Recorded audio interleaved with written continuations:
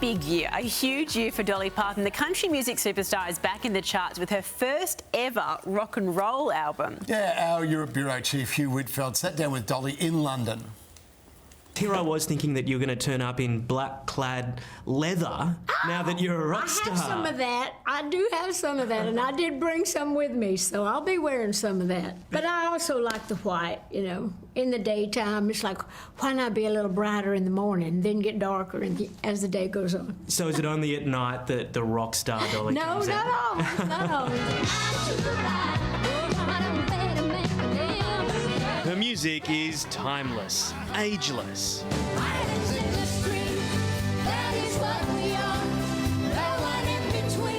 For more than 6 decades, Dolly Parton has gifted us so many classics.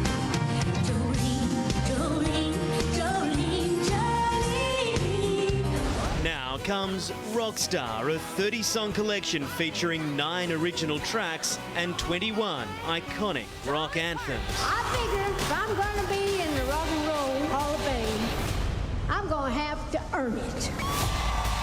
I'm a rock star now! My husband is a huge rock and roll fan, so all of the years we've been together, which is 59, he's always blasting rock and roll. Whenever I come home or we get in the car or whatever we're riding around in, he just loves it. Dolly was reluctant to tackle the genre at first, but thankfully changed her mind. I thought, well, can't be a rock star at 77 years old. Why not? That's what I thought. I thought, well, why not? I've done a lot of things in my life, and most of them have turned out pretty good. I thought, well, why not just go for it? And she really does go for it, teaming up with some of the greats. Sting, Sir Elton John, Lizzo, even Paul and Ringo. Yeah. How does it work? Are they on your phone? Do you just ring them up? Or? Yeah, well, I did. I did like with Paul. I'd met Paul. I knew him.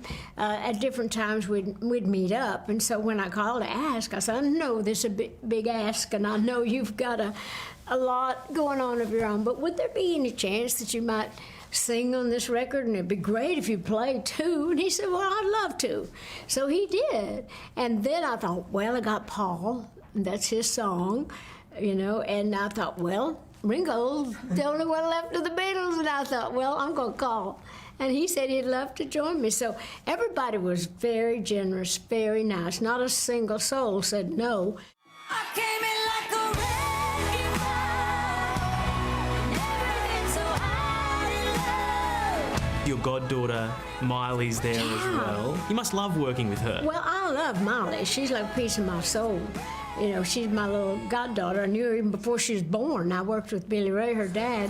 We toured together during the time that she was actually conceived. So we were working together, and he said, you got to be her godmother. I said, I'd be honored. The lead single off Dolly's new album is World on Fire. She recently performed it at the Academy of Country Music Awards in Texas. How do we heal this great divide? Do we care enough to try?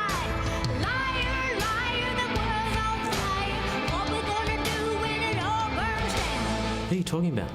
I'm talking about this world as it is today, not just America, but all over the world, with people with the hate and the violence, people not listening, the great divide, famine, sickness, hate, all of that. How people, why we just seem to insist on just destroying everything that's good and beautiful instead of trying to make this world a better place, because it's the only world we're going to have.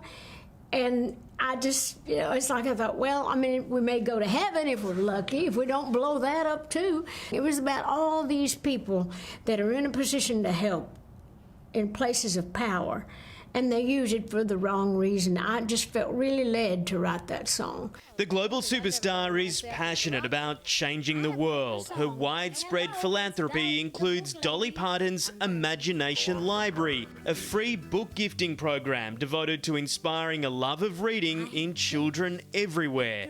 It's taking off in Australia. My daddy didn't get to go to school because he didn't learn to read and write. But he was so smart with that, what they call good horse sense, street sense. But that's what inspired me to start that program, to really get children to learn to read in their very impressionable years.